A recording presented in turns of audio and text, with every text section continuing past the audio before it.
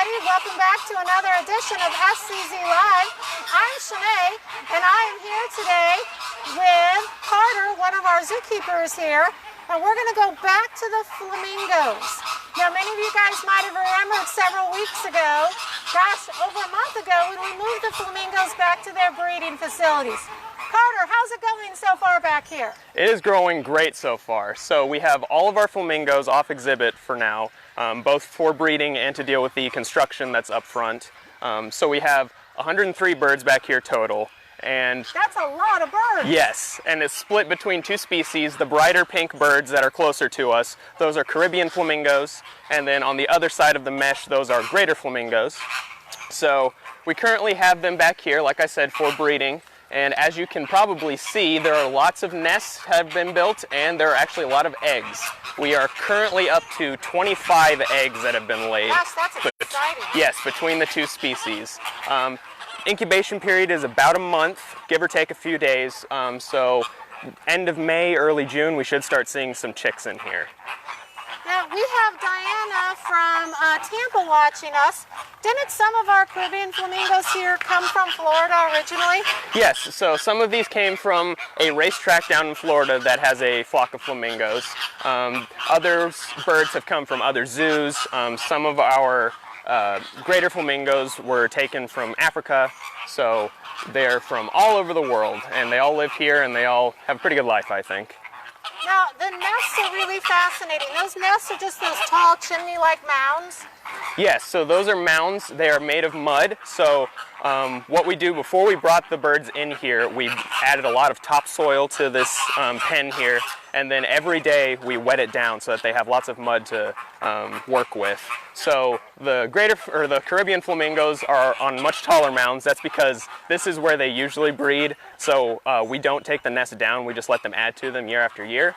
The greater flamingos are in a section that they haven't had access to in the past, so their nests are a little shorter, but they knew exactly what to do. Once they saw all that wet dirt, they were like, oh yeah, let's make some nests. Now, 25 eggs is a lot. The chances are, just like anywhere else, not all of them will hatch, but what will we do with those chicks once they do hatch? So the chicks that do hatch will be parent raised. We'll let the parents take care of them. Flamingos are remarkable parents. Both males and females will take care of the babies.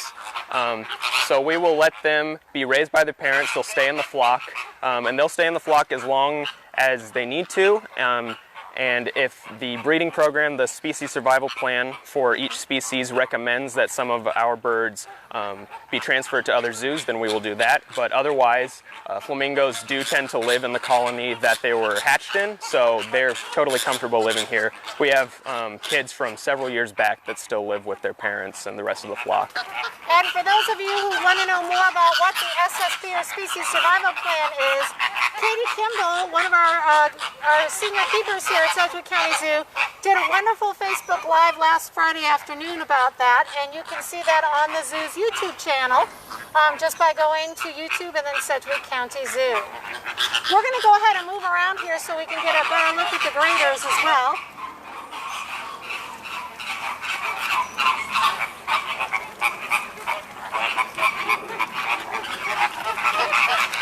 Carter and I were joking earlier that it's a good thing that you guys don't have smell-o-vision because flamingos are aromatic.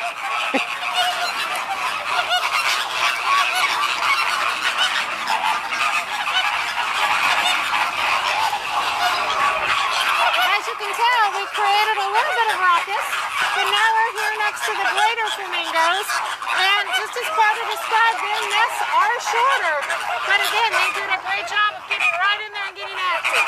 Yep, they're very good at what they do. Now, both males and females take turns on the nest? Yes, so that makes it easier for us to track whose nest is whose. So we will find the nest and we will get close enough to where we can figure out which parent is on the nest, and then we will keep watch to make sure that the other parent is with them. We'll see them trade off nesting duties, and they tend to stick next to each other even when they're not incubating. And to keep track of nests, we keep a log here. So every circle is a nest. This big square is the pool in the enclosure, and then we keep a list of every egg and who their parents are and an estimated hatch date based on when it was laid. Wow, that's a lot of work and a lot of nests too. Yes, so this is twice as many nests as we normally would have. Usually we only bring one species back at a time to nest, but because of the front entry construction, we decided to bring everybody back at once to give them ample opportunity to breed, and they've obviously taken full advantage of that. Now, you mentioned that we wet the mud down each day. That's an important process even in the wild? Yes, so these guys tend to live in brackish water areas, so mud flats and brackish lagoons. Greater flamingos in Africa, Southern Asia, the Middle East, and Southern Europe, and then Caribbean flamingos, obviously in the Caribbean, as well as areas of Central and South America, and some areas of the southern United States. So even though they live in separate areas of the world, their habitat is almost exactly the same. Areas that have tidal activity, so the tide will come in, wet all the mud down, and then go out. So that's usually their cue, that and the rainy season, to start breeding. So we have two types here, the graders and the Caribbean. Are there more? Yes, so there are several species of flamingos. There's also the lesser flamingo, which also lives in Africa and Asia. And then there are 3 other species of flamingo in South America. All of which are pinkish? Yes, so they all get that pink color. That comes from the food that they eat. It's often said that they eat shrimp, and that's what gives them their pink color. That's kind of true. They do eat small crustaceans that contain color. It's not like they're going to eat a shrimp cocktail, that sort of shrimp, but they do eat small crustaceans as well as blue-green algae and other microbes, and those contain carotenoids, which is a type of pigment, and that's what they pull out of that food to give them their color. So if they didn't eat the foods with the carotenoids, would they still be pink? They would actually be white. So you can see the greater flamingos are much paler than the Caribbean flamingos. That's just the way that they bring those carotenoids into their body. They tend to focus it more on their wings. When they open their wings, it's a very vibrant pink. But you can see some of the younger ones, which still have their dark legs and bills, they're much paler than even the adults are. So when they're born, or when they hatch rather, they're gray and fluffy, and then when they get their first set of adult feathers, they're somewhat gray and white, and then once they reach a couple of years old, they'll start getting that adult coloration.